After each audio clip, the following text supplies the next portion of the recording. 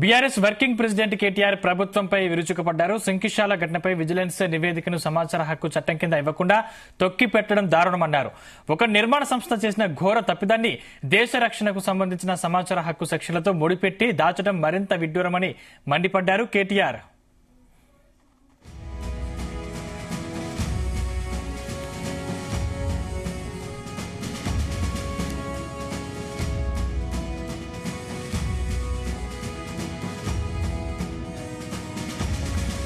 Mega సంస్థను black list లో పెట్టాలనే కమిటీ రిపోర్టును ప్రభుత్వం రహస్యంగా ఉంచడానికి ప్రధాన కారణం సీఎంతో కుదిరిన ఒప్పందమే అన్నారు కేటీఆర్.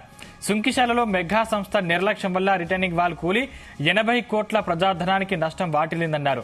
హైదరాబాద్ లో పెరుగుతున్న తాగునీటి అవసరాలు తీర్చే సంకల్పానికి గండి పడిందని ఆవేదన వ్యక్తం చేశారు. నిర్మాణ లోపం బయటపడుతుందనే భయంతోనే కమిటీ నివేదికను బహిర్గతం చేయడానికి కాంగ్రెస్ సర్కార్ జంకుతోందన్నారు. సమాచారాన్ని దాచడం అంటే జరిగిన తప్పును ఒప్పుకున్నట్టే కదా అని కేటీఆర్ పేర్కొన్నారు. సమాచార హక్కు చట్టాన్ని నిర్వీర్యం చేసే చర్యల్ని మానుకోవాలని, సుంకిశాల ఘటనపై ప్రభుత్వం చేపట్టిన విచారణ నివేదికను బహిర్గతం చేయాలని బీఆర్ఎస్ పక్షాన డిమాండ్ చేస్తున్నామని కేటీఆర్ పేర్కొన్నారు.